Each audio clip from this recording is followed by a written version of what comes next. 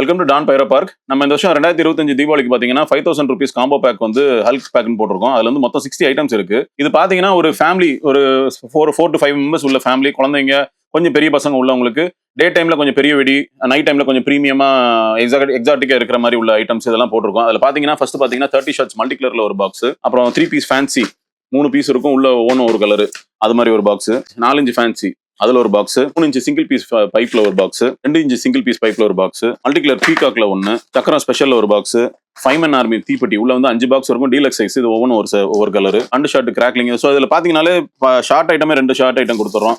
அதே மாதிரி இது எல்லாமே பண்டிலா தான் கொடுப்போம்.